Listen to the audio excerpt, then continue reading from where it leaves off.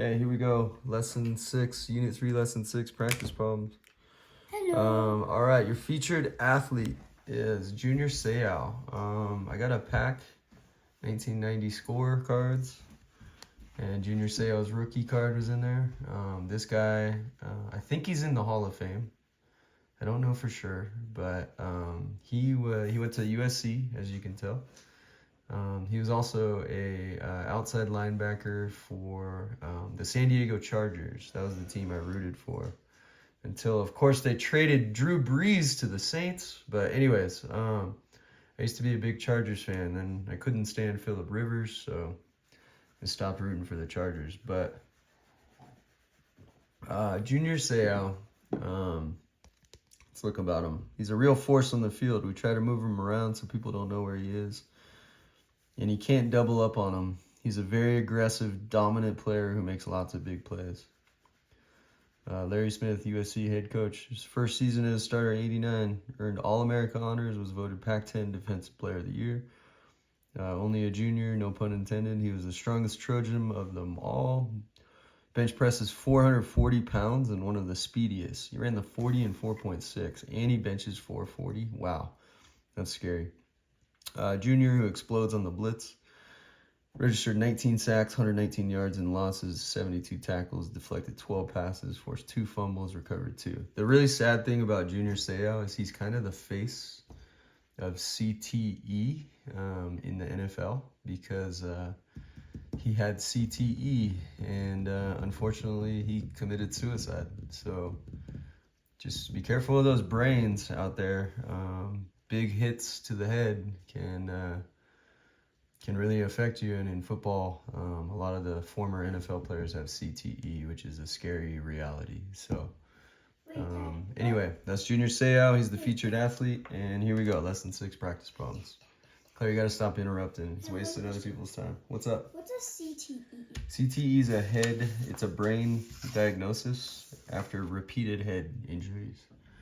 Okay, lesson 6, practice problems. Find a sequence of rigid motions and dilations that takes square ABCD to square EFGH. All right, so this one you can use a tool that you should be pretty familiar with. And it is patty paper. So A, B, C, D, A, B, C, D. Connect your points.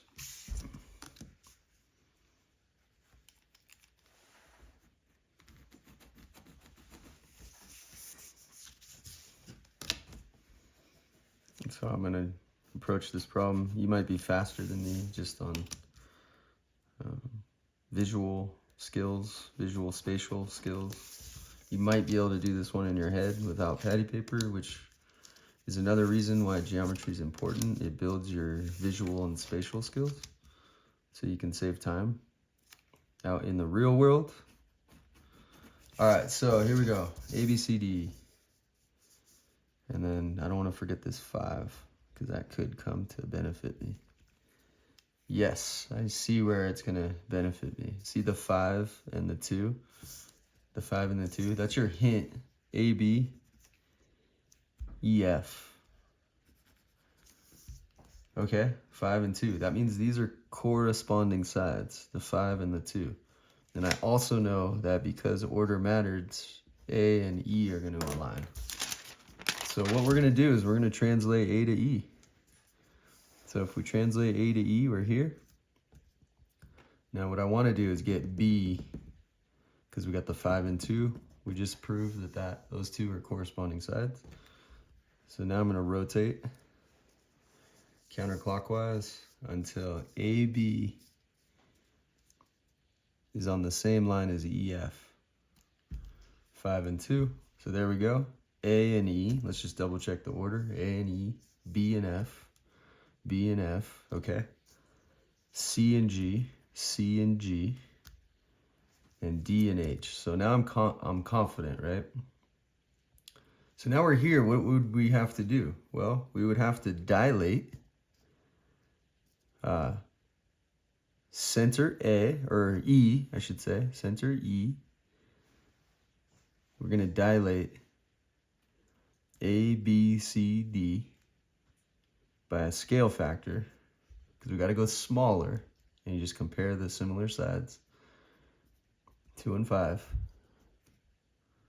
We're going to dilate A, B, C, D, center A, scale factor, 2/5. So you have to write all those down. You have to find the sequence. So here we go. Translate. Your directed line segment is AE. 2. Rotate. Remember, you need center, direction, in degrees, or there's a couple other options than degrees. So the center, direction, degrees. This is where I'm going to use the paper again to show you. So we're going A to E. We're going to rotate counterclockwise, center E. So direction counterclockwise, center E. Degrees, this one's tricky. Instead of giving the degrees, I mean, I could give the degrees. The degrees are going to be B, E, F. B, E, F, rotation, counterclockwise, boom. But I'm going to say this until A, B aligns with E, F. You could have said B, E, F, but you also could say that. And then the last thing is we need a dilation. Dilation needs 3 things too. So we were here, then here. So dilation needs a center. Our center is going to be E. Figure, we're going to call it A double prime, B double prime, C double prime, D double prime, because we've done 2 moves at this point, translate, rotate. And then the scale factor equals 2/5. Woo! This is a hard problem, number 1, but you can do it. The definition of similarity is a sequence or series, a series of rigid motions, just like congruence. But you have to say, and dilations, taking one to the other.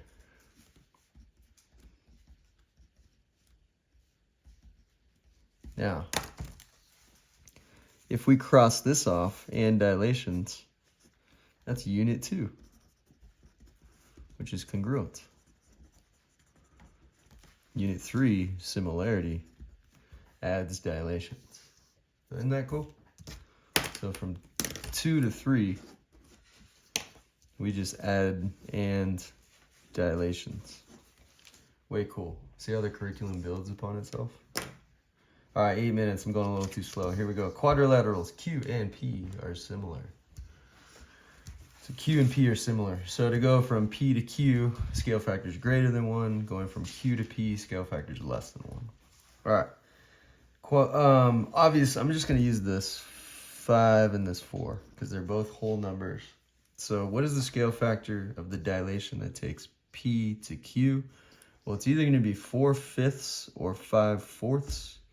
Because we go from small to big, scale factor is greater than 1. You're just going to say 5/4. Easy. What's the scale factor of the dilation that takes Q to P? Again, you're going to use the 5 and the 4. These are corresponding sides. But Q to P is going from bigger to smaller, so scale factor is less than 1. So for this one, you're just going to go 4/5. Now you could have used these two, which would have given you the same answer. All right. Number 3, what is our definition? Oh, hey, I'm so glad I defined it. What is our definition of similarity? If there's a sequence of rigid transformations and dilations that take one figure to the other, then they are similar. A lot of these look right, but this is the one you want. And if you are stumped, glossary.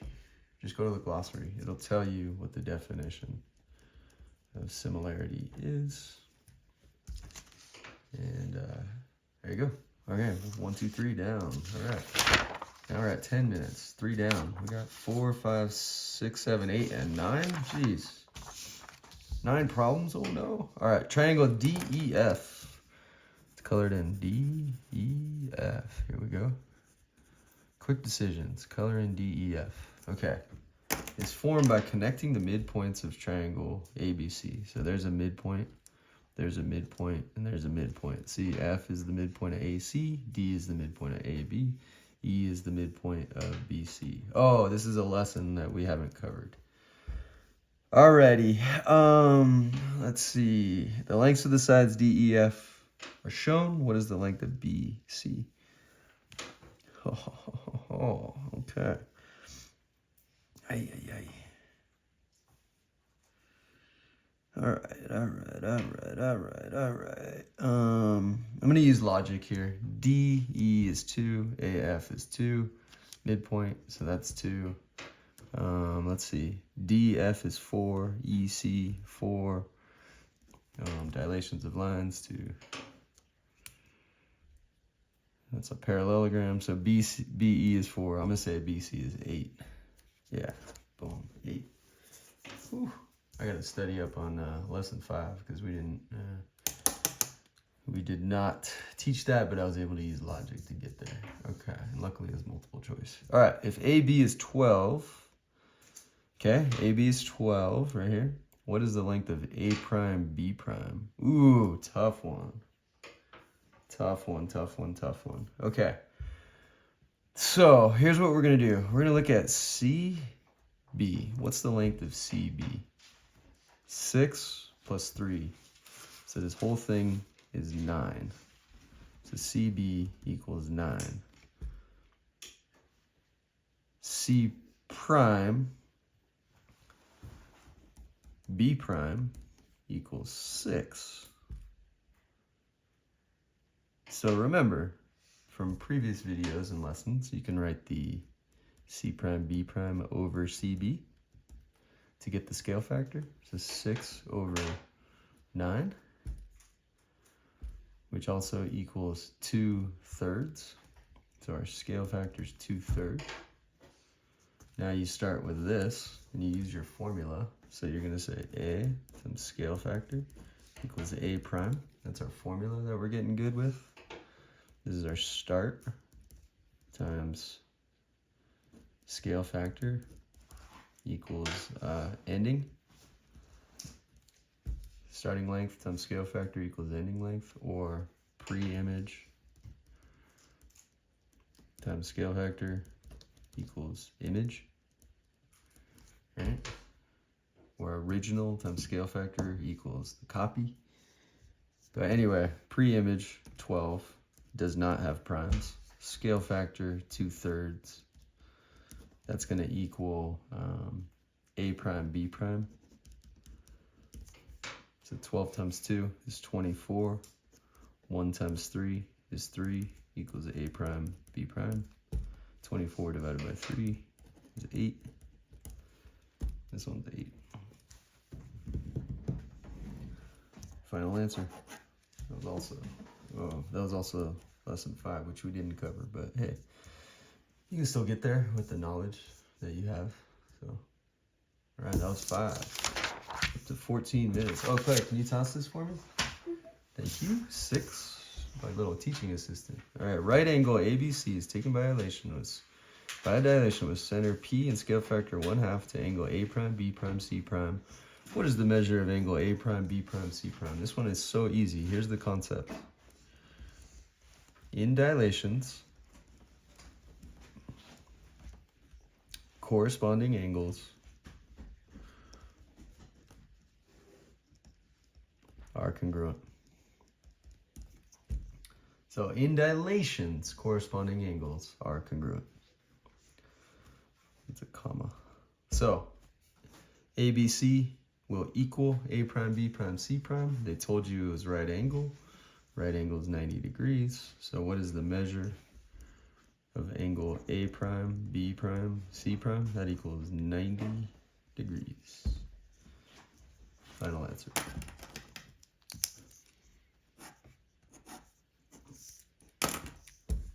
Okay, number 7. Dilate point C using center D and a scale factor of 3/4. So you just gotta figure C, D, or start from the center. So use centimeters in my opinion. 1 to C is, all right, so we'll say it's 2.45. So DC is 2.45. So 2.45. So we're gonna work over here on A. 2.45 times your scale factor of 0.75 equals DC prime. Shoot. All right, I'm gonna go old school. I gotta use 2.45 times 0.75. Old school hand multiplication. All right, here we go. 5 times 5 is 25. Carry the 2. 5 times 4 is 20. 2. Another 2. 5 times 2 is 10. 12, 25. Throw a 0. 7 times 5 is 35. 7 times 4 is 28. Plus 3 is 31. 7 times 2 is 14. Plus 3 is 17. Add them all up. 5, 7, 3, 8, 1. 1, 2, 3, 4. 1.8375. 1.8375. 1.8375 is right here. There's your C prime. 1.8375 from here to here. All right, there's C prime. Okay, dilate segment AB using center D and scale factor of 1/2. Well, what's cool is D is on the line AB. So, you know A prime, B prime are going to be on the same line. You just got to figure out which point they are. So, center D, we measure to A. Center D to A is 0.75. Let's just say it's 0.8, just to make it simple. So this is A prime. And B prime is 2.4 away from D. Or B is 2.4 away from D. So I'm looking for 1.2, which is right there. There's B prime. Now, a segment is different from a line, which is annoying. I know, but where'd you take my crayon, Claire? Anyways. What crayon? What color? Red-ish. But anyway, your new segment is A prime, B prime, which is like right here. Red violet? Yeah, that was the one I was looking for. All right, so A prime, B prime. Thanks, teaching assistant.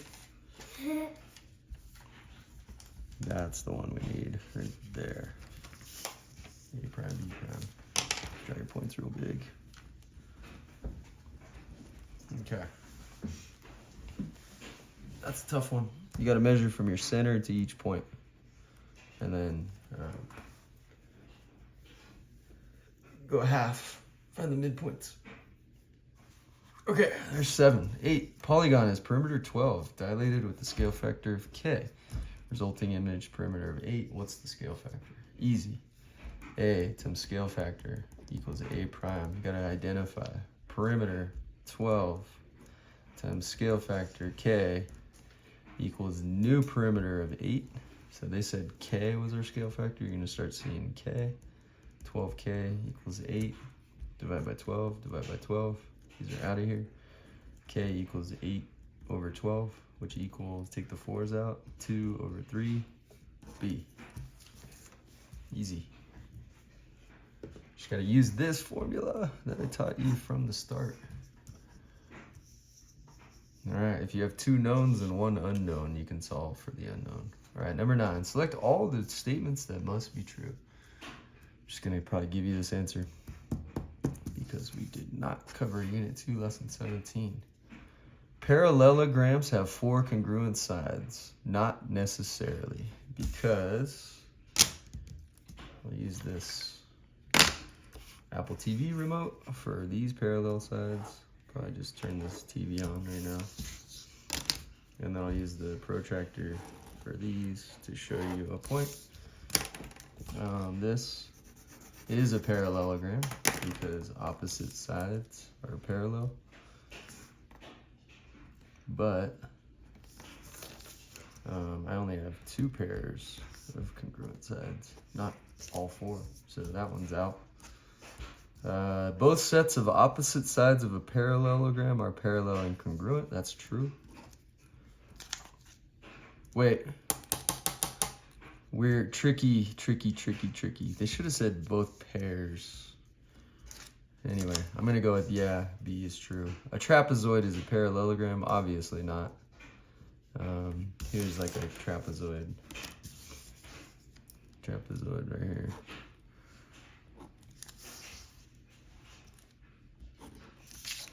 Trapezoid's not a parallelogram because the opposite sides, these are not parallel. These are parallel, right?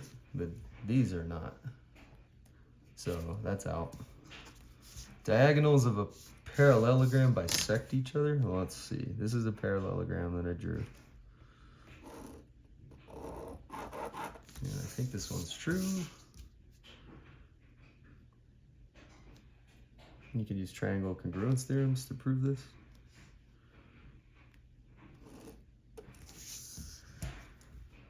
Yeah, okay. Let's see how we could prove this.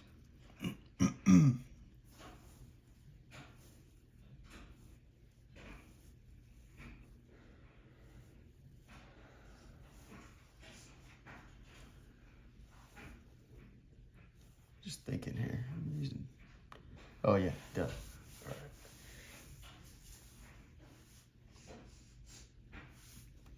So this is congruent to this, alternate interior. This is congruent to this, alternate interior, opposite sides. Congruent, that's a fact of a parallelogram, so we officially have angle side angle, meaning this side is congruent to this side. This side congruent to this side.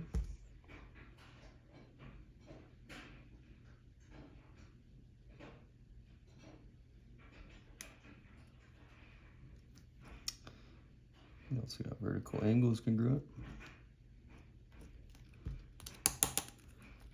There we got side, angle, side, right? So they're all the same. All the sides are the same, right? Side, angle, side, side, angle, side.